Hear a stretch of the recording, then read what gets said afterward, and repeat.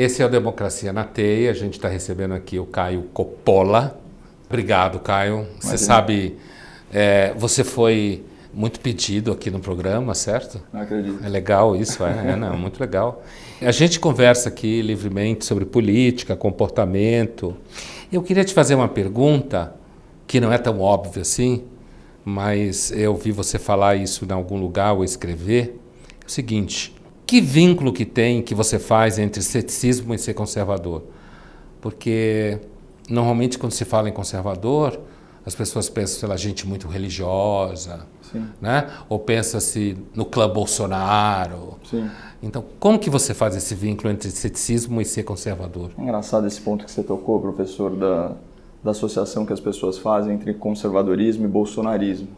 O bolsonarismo, na verdade, ele é uma amálgama de correntes de direita, né? Você tem o reacionarismo, o conservadorismo também, até o liberalismo e, vamos dizer assim, o lavajatismo, o denismo, enfim. A cola disso tudo é o antipetismo, né? Mas ali dentro você tem uma série de correntes e aí eu acho que ainda é um movimento político que está achando a sua identidade, né? Agora, falando sobre o ceticismo político especificamente, eu acho que ele vem daquela noção lá da fundação mesmo da filosofia moderna, da dúvida hiperbólica cartesiana, né? Então, cogito ergo sum, né? Eu penso, eu questiono, eu duvido, logo eu existo. Então, isso daí é fundamental para a gente discutir até a essência do que é ser senhor das suas próprias ideias, né? Então, inclusive como uma crítica, só fazendo uma digressão, porque eu acho que o assunto é interessante, não sei se você conhece o Eckhart Tolle, já leu coisa desse cara? Ele é considerado um guru do ponto de vista de autoajuda, mas eu acho que é mais que isso. Ele tem uma obra chamada Poder do Agora. Ele era um cara universitário que um belo dia acorda, ele era muito deprimido, tinha acesso de crise do pânico, esse tipo de coisa, onde ele acorda falando o seguinte: pô, eu não aguento mais conviver comigo mesmo. E aí ele tem um insight. Às vezes a gente passa por isso. É verdade. Só que isso significa o quê? Qual que é a implicação disso? Que a consciência que pensa não é a consciência que é. Ou seja, que a essência é anterior ao pensamento. E enquanto a essência está no presente, o pensamento está ou no futuro ou no passado a serviço do ego. Então ele vai desconstruir Descartes. É muito interessante do ponto de vista filosófico e como recomendação. Você acha que funciona? Você leu o livro? Li. Você acha que funciona assim como dica? Funciona porque você começa a entender que você pode ser, vamos dizer assim, mais independente em relação às armadilhas que a sua mente prega em você. E voltando aí, saindo da digressão ao ceticismo, bom, você é um expert, né? Você foi prefaciador, não foi, daquele livro do Oakeshott lá? Foi. Fé na política e política da fé e política do ceticismo, né? Então, eu acho que isso daí é um traço muito importante. E falando em filosofia, eu acho legal quando a filosofia ela parte da realidade. Dá um exemplo prático de ceticismo. A gente estava numa discussão e aí aquela ânsia das pessoas, né, de rotularem a gente, fala não, mas o Caio é eleitor do Bolsonaro. E aí eu interrompi a pessoa e falei, não, eu fui eleitor do Bolsonaro. Não, mas como assim? Qual que é a diferença? Eu falei, a diferença é fundamental. Que significa que naquelas condições de temperatura e pressão, dentro daquele contexto, com aquelas externalidades, eu dei o meu voto para o Jair Bolsonaro no segundo turno. Se a eleição fosse hoje, novamente eu passaria por esse processo de análise. Dependendo de quem estava concorrendo, como era a situação. Exatamente. Então, vamos dizer assim, esse abandono da paixão, né? E essa racionalidade baseada no questionamento, né? Aquele mote lá de um outro entrevistado seu, né, que é o deputado estadual, o Arthur Duval, né, vamos questionar tudo. Sim. Ele sempre fala isso, o Arthur, e é muito verdade. A gente tem que estar sempre, né, submetendo aí as nossas ideias, os nossos preconceitos, os nossos julgamentos a uma nova análise. É porque o interessante, Caio, é que se a gente pensar no debate, a gente já chega à tua experiência de mídias sociais. Se a gente pensar no debate público e político no Brasil nos últimos tempos, normalmente quem se acha cético é quem está mais associado a posturas ditas progressistas. Sim. Porque, por exemplo, se eu sou cético, talvez eu não seja religioso. Se eu sou cético, talvez eu não acredite em Deus ou alguma coisa assim. Enquanto que normalmente se pensa que a gente assim é o dito progressista. Quando na realidade, quando você vai na história da filosofia, se você pegar, por exemplo, um autor como David Hume no século XVIII, né, o escocês, ele é um claro antecessor do pensamento conservador britânico e ele é o maior cético da filosofia moderna. E a ideia é que assim, como eu não acredito nas construções da razão, então eu acho que deve se levar em conta hábitos, sim, costumes. Esse vínculo, eu não sei qual é a tua sensação na tua experiência profissional, mas eu acho esse um dos vínculos mais difíceis no debate político. Sim. Em termos de linguagem, de você conseguir, é claro, você consegue escrever um texto, uma coluna, um livro, isso tudo bem. Mas no debate assim mais aberto, em mídia, se você for explicar isso, por exemplo, num jornal da cultura, ou explicar isso num debate qual for, normalmente é difícil os vínculos. O que você acha dessa uma certa tendência à pobreza de linguagem no debate público? Na verdade, a gente muitas vezes é vítima até de externalidades, né, Pondé? Então, eu, por exemplo, falando da minha experiência pessoal... Você fez direito, né? Eu fiz direito. Na São Francisco? Isso, sobrevivi. Você trabalhou como advogado em algum momento? Não. Continuo com a reputação ilibada. Não manchou a sua reputação de ser advogado, mas diga. A reputação é ilibada, não tenho notável saber jurídico. Se bem que eu acho que eu já qualifico para ser ministro do STF, vai julgar por algumas pessoas que estão lá.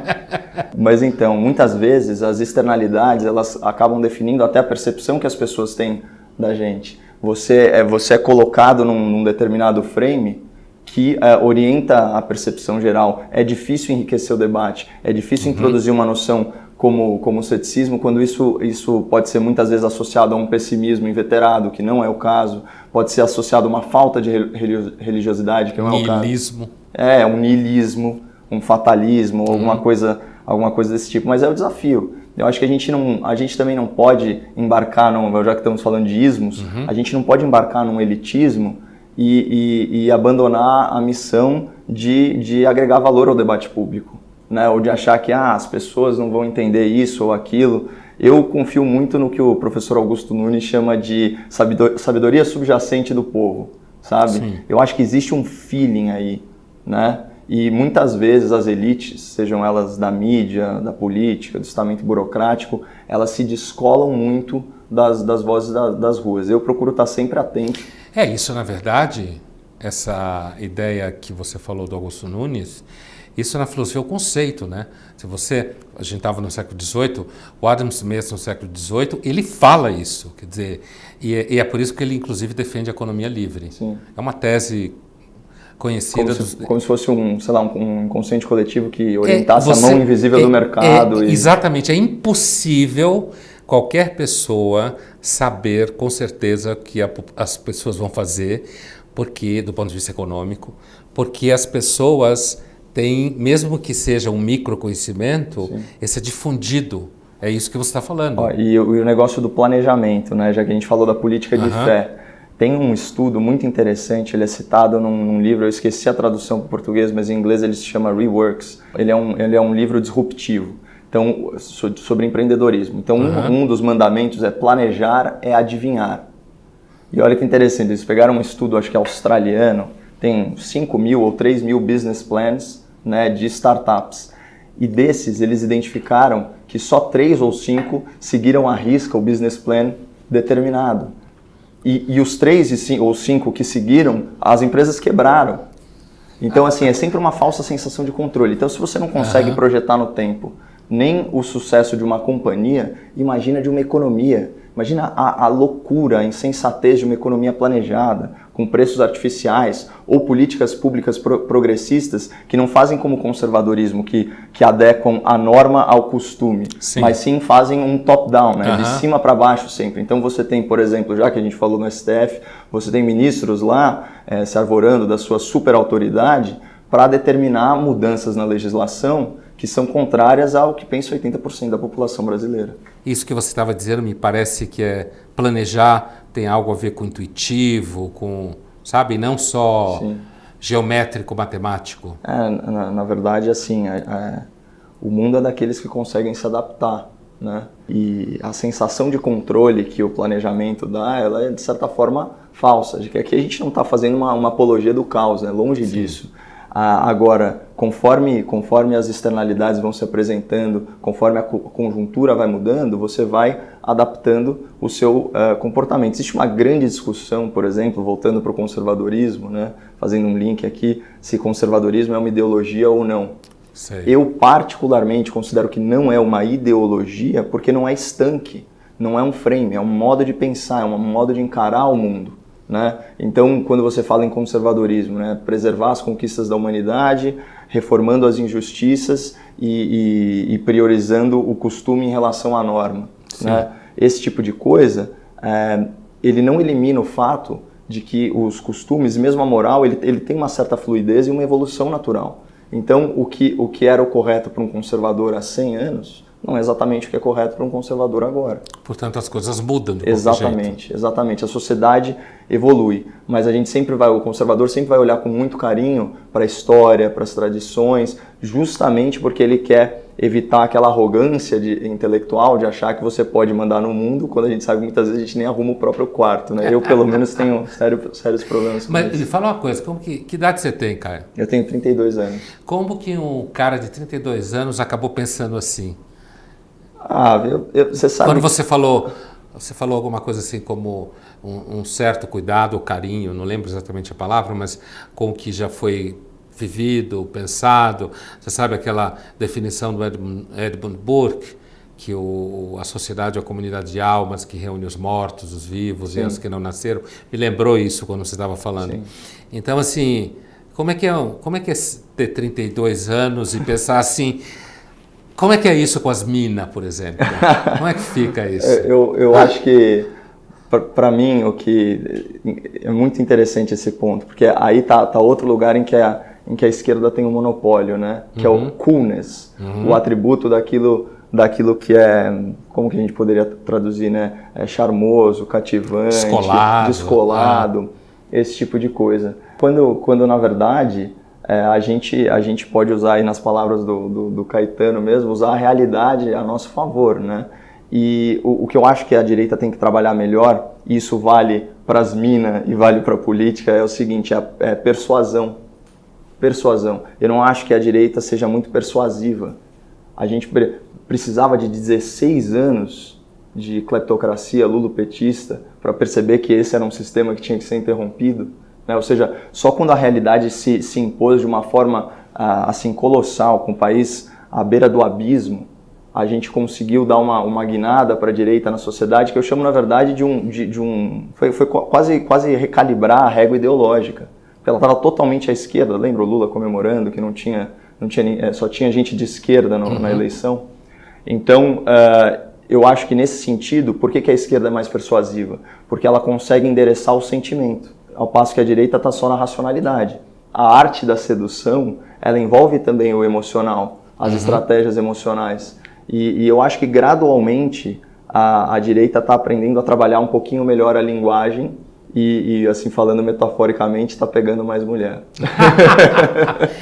Eu sei, acho que a gente conversou com o Arthur aqui, ou com o Kim, que é uma questão que eu sempre levo com a molecada, os mano de direita, né, liberal. Porque isso que você falou me lembra a ideia, é como se quem não é de esquerda não tem narrativa. Sim. Sabe esse papo de narrativa? Sim, então, assim, sim. A narrativa, assim, quem não é competitivo tem que se ferrar, sim, e as mulheres não podem ser emancipadas. Porque a esquerda lavoca para si o monopólio da empatia.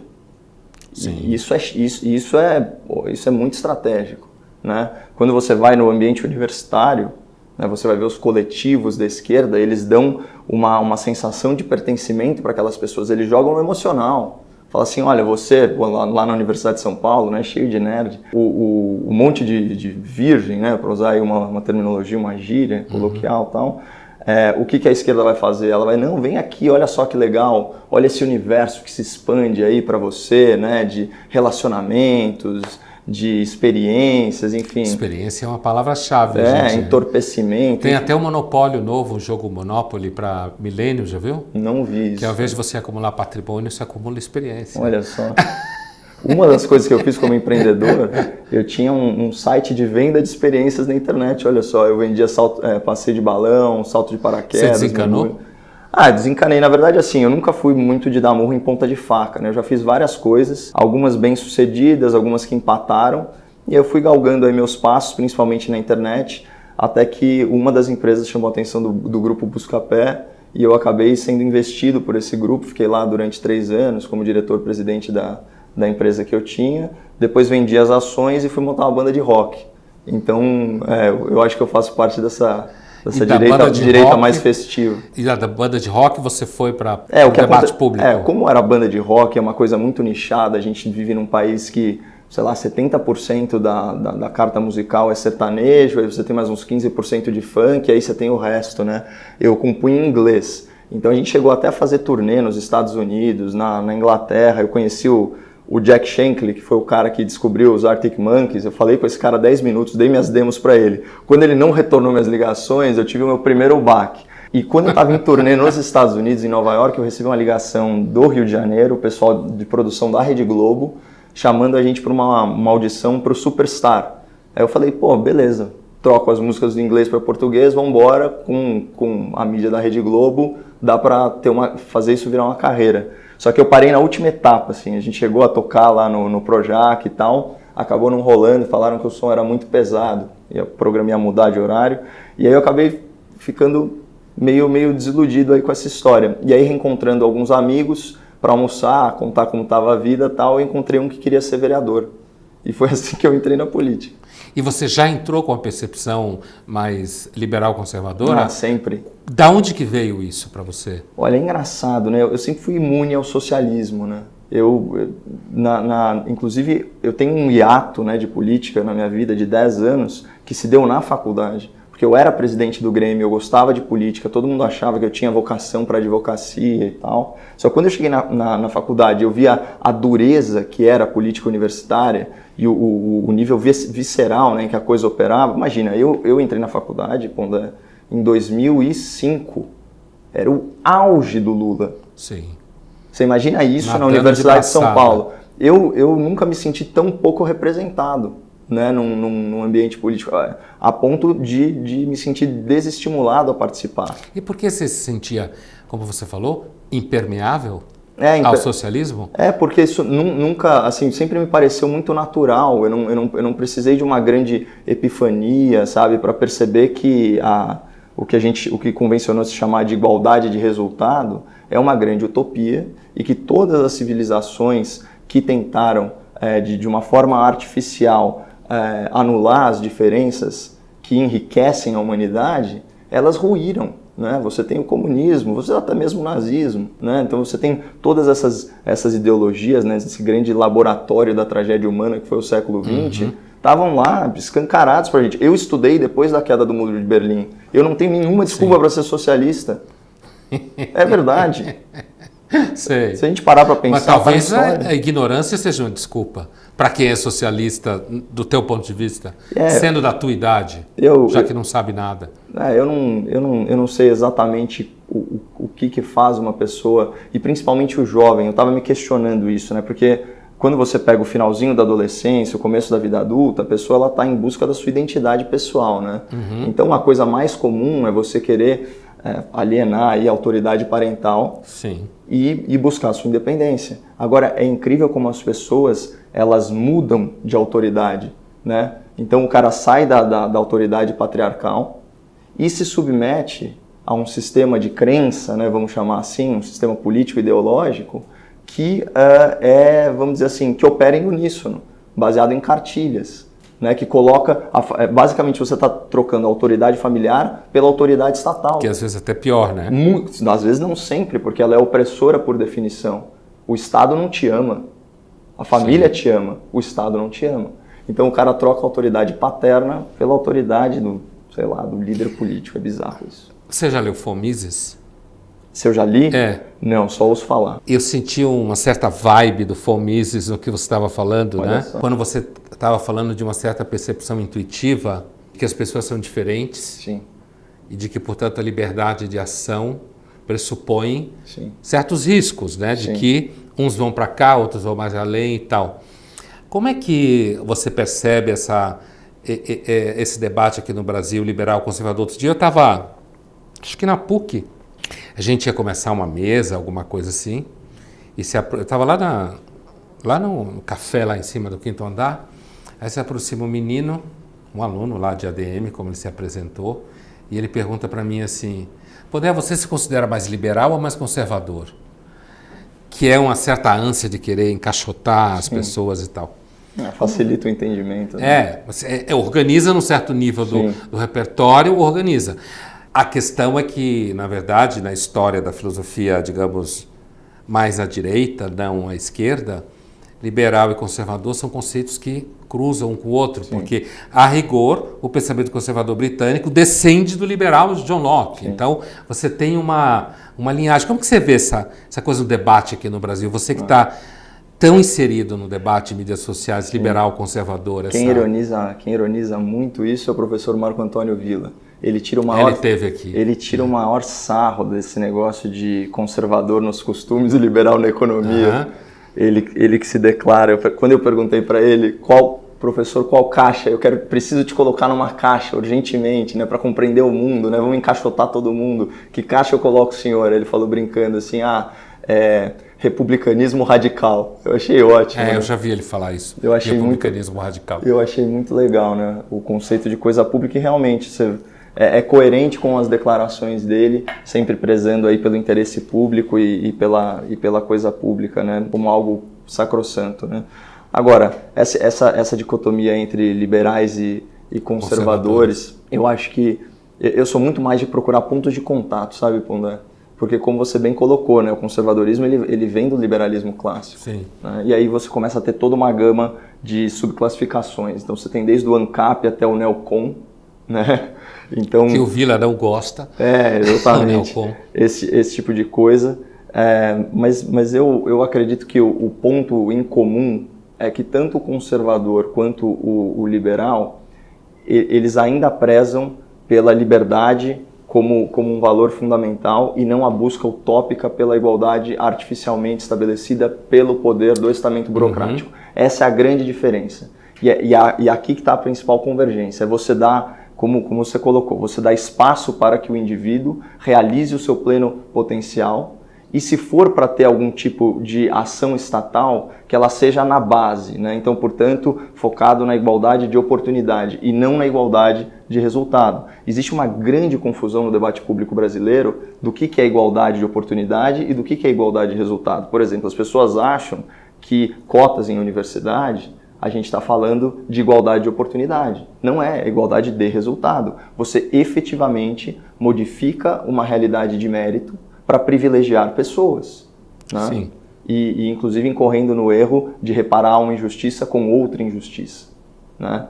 Quando o que seria igualdade de oportunidade seria lá na base, né? Fala no início da formação, no início da educação. Da formação, isso vai desde a primeira infância, é nos primeiros anos, né, da vida do indivíduo que a gente já consegue dar uma vantagem competitiva para ele do ponto de vista intelectual, isso pensando holisticamente, desde questões de nutrição, saúde, incentivo à leitura, alfabetização. Eu acho que esse deveria ser o foco do Brasil. Agora, esse aqui não é um país sério. Você pega aí o número do Fundeb, cada aluno do ensino fundamental sai por menos de R$3.000, ou cerca de R$3.000. Já do ensino superior é mais de R$40.000. E aí você tem essas distorções, como essa da qual eu usufruí, de ter uma faculdade de elite. São Francisco? Exatamente, que eu cursei de graça às custas do povo pagador de impostos aqui em São Paulo. Isso é uma culpa que eu carrego, isso é uma bandeira que eu levo, de combate ao privilégio, né? Como aquele direito pelo qual todos pagam e pouquíssimos usufruem. Agora, voltando um pouco, quando você citava o Villa, essa coisa do conservador de costumes e liberal em economia, isso não é um pouco, pelo menos numa certa esfera, o projeto do governo Bolsonaro? Acho que sim. Né? Essa coisa de...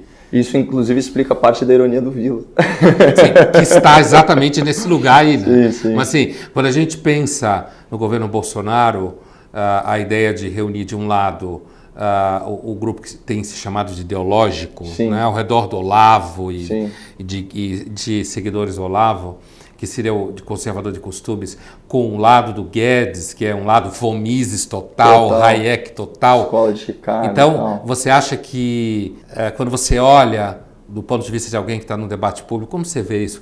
Como que está andando o governo Bolsonaro? Bom, em relação ao conservador nos costumes e liberal na economia, eu acho que é perfeitamente possível conviver. E, inclusive, eu acho que isso acaba endereçando os principais problemas, porque, de fato, a gente precisa ter muito mais liberdade, né? Você pega aí o ranking da Heritage Foundation, nós somos a 153ª economia de 180.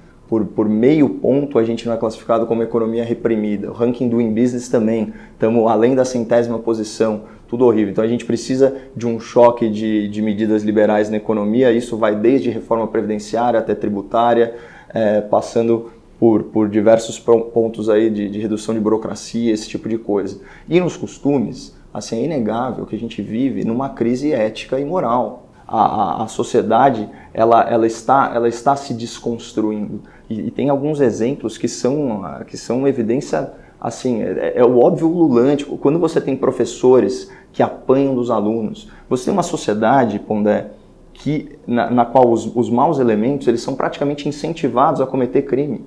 Se você pegar, por exemplo, vamos pegar o pior delito que existe, o homicídio, né? Então o crime contra a vida. A taxa de solução de homicídios no Brasil é entre 5% e 8%. Então, estatisticamente, significa que a pessoa tem que matar 20 vezes antes de ser capturada. No Brasil, se você é um mau caráter, o crime compensa. Se você não tem o freio moral, se você é um pária, né? Se você usa o seu livre-arbítrio para promover a ruína, você tem todos os incentivos para permanecer nessa atividade. Por isso que eu acho que o conservadorismo, que não acha que a moral é tão fluida, que não vai fazer relativizações, que não vai ficar aí elucubrando se o criminoso é uma vítima social, que vai voltar para a base e falar, não, olha, aqui é o império do livre-arbítrio, o direito penal se baseia nisso. Ele não vai ficar tão obcecado por ressocialização e vai focar nas outras, vamos dizer assim, nos outros objetivos, né, da pretensão punitiva do Estado. Então ele vai falar da punição efetivamente, da prevenção que se afasta o cara e da retribuição social, porque ninguém está olhando para a vítima, né?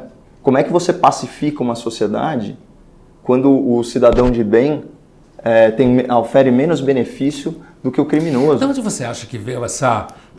Bom, teoricamente a gente pode dizer que veio do Marx, do Rousseau, mas outro dia eu via uma amiga falando assim, não, porque fulana não entende que alguém que cometeu o crime o fez porque nasceu numa situação econômica X, Y, Z. Isso que você está falando aí. Portanto, ela acha que essas pessoas devem ser castigadas, quando na realidade são vítimas sociais. Sim. O que você está dizendo? Do ponto de vista do mapa filosófico, político, a gente acompanha Rousseau, Marx e todos os derivados. Principalmente a escola de Frankfurt, né? Mais recentemente. O Marcuse fala, né? Como é que é? O criminoso é uma espécie de revolucionário. Marcuse é o pai da esquerda nova, essa esquerda bem radical aí, que inclusive nos Estados Unidos dá no pau que dá nas universidades, né? Exatamente isso. Mas por que você acha que as pessoas, não quem leu Marcuse ou Marx ou Rousseau, ou seja lá o que for, por que as pessoas abraçam isso? Tua opinião. Minha opinião? Por que as pessoas, de repente, esquecem que, por exemplo, fulano roubou, matou, violentou. Agora, elas lembram mais o fato dele ter, por exemplo, crescido numa favela? Sim. Do que isso que você disse. Ao invés de pensar na vítima, pensa só no criminoso. De onde você acha que vem essa tendência? São vários fatores, mas alguns. Hegemonia de narrativa, certo? Sim. Então, você pega a técnica jornalística contemporânea, né? Rapaz é acusado de dar 10 tiros em senhora. Rapaz. Todos os eufemismos, né? Para tratar de um criminoso preso, assim, capturado em flagrante, né?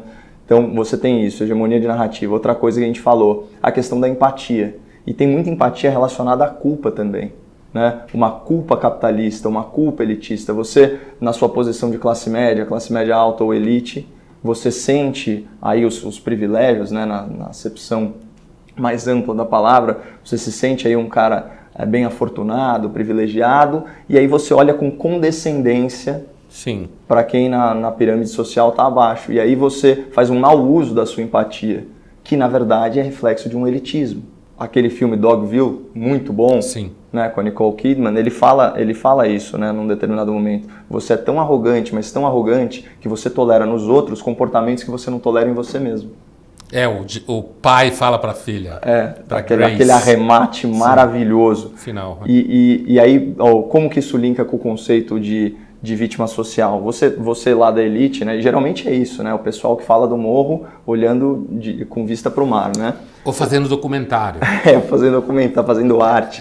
Enfim, o cara vai falar o seguinte, fala, não, olha, ele é vítima da conjuntura. Agora, isso é um grande desrespeito à maioria absoluta desse país, que é pobre e honesta. Então vamos pensar com a racionalidade da direita. Se você tem uma população submetida às mesmas condições, falta de acesso à educação, à infraestrutura básica e à renda, tá? Por assim dizer, o povo favelizado desse país.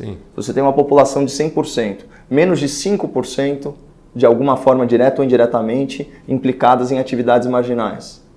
Qual que é a variável? A variável é índole. Se eles estão sujeitos às mesmas condições de temperatura e pressão. Então é um enorme desrespeito você fazer uma correlação entre pobreza e crime. Até porque, olha a quantidade de criminosos que a gente tem gestada nas elites desse país. É só olhar para Brasília. Ali não tem nenhum pé rapado. Então, uma vez eu conversando com um frentista num posto de gasolina, ele... Grande filósofo. Grandes filósofos. Então, ele olhou e falou, o senhor é lá da TV Cultura, não sei o quê. O senhor fala lá para os seus colegas lá, vocês ficam lá falando que ladrão, bandido e ladrão porque é pobre. Na minha família não tem ladrão não, viu, doutor? Assim mesmo. Na minha família não tem ladrão não, viu? Quem é bandido é bandido que não presta. Vocês ficam falando que é porque é pobre, não é a mesma coisa que você está dizendo? É assim, idêntico. Né? Mas eu acho, na verdade, que toda essa repercussão aí que o meu trabalho está tendo, por algum motivo, eu vocalizo o que essa turma pensa. Assim, eu sou um frentista que foi estudar na USP. É verdade. Sim, eu sei. É verdade, eu tenho muito orgulho disso. E por que você acha que você tem essa sensibilidade? Eu... Já que você não é um frentista. Não, né? Entende? Eu sempre fui um cara muito observador e a minha carreira, que não é carreira, né? Porque cada hora eu estava fazendo uma coisa, eu sempre fui muito eclético. Então, poxa, com 19 anos, eu organizava eventos, né? Eu cheguei a ter, sei lá, em uma noite, 180 pessoas abaixo de mim. Então, eu tinha que falar desde o segurança até com o garçom. Então, enxergar o protagonismo desse cara na sua própria história, né? Perceber que ele, assim como eu, tem passado, presente, futuro, família, sonhos.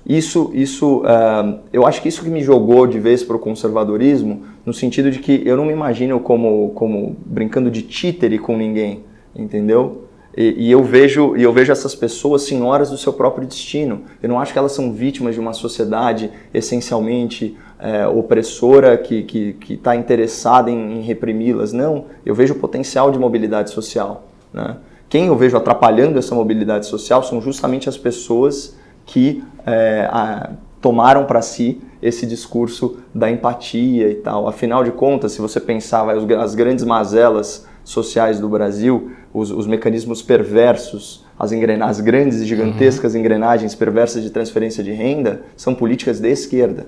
Todas essas superaposentadorias que estão aí, política de esquerda. Essa cunha que separou o Brasil privado do Brasil público, que são só 5,5% da população, isso é tudo política trabalhista de esquerda.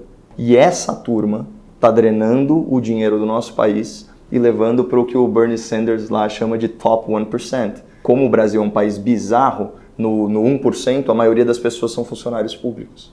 E às vezes de esquerda. Né? Inclusive como funcionário público. Agora, você ainda acha que você faz parte de uma minoria no debate público, Caio? Sim. Acha que sim? Sim. Há alguns exemplos, né? Citar recentemente a rusga que houve entre o presidente da Câmara e o governo, certo? Eu me senti assim, praticamente uma voz solitária, mostrando que o resultado das urnas apontava um estado de estafa da população com o que se convencionou chamar, e aqui eu vou usar aspas gigantescas, articulação política. Eu estou querendo que me expliquem o que é articulação política, viu, Pondé? Porque, na minha concepção, a articulação política ela deve ser fundada no diálogo e objetivar o quê? Esclarecimento e aprimoramento do texto legislativo. Mas, na verdade, o que quer dizer articulação política é o seguinte: o meu voto está à venda de acordo com as vantagens que você me oferecer. E qual não foi a minha revolta ao ver que os meus novos colegas da mídia ficaram de joelhos para essa narrativa, certo? Aceitando aí de bom grado essas velhas práticas e, em última análise, levando o maquiavelismo político à enésima potência, né? Os fins justificam os meios. Então, para aprovar a reforma, o governo tinha mesmo que sentar na mesa e negociar nesses termos, o que eu considero um grande absurdo, porque aí já fere um imperativo categórico, aí já trazer mais um filósofo aí a baile. O Kant. Ele mesmo.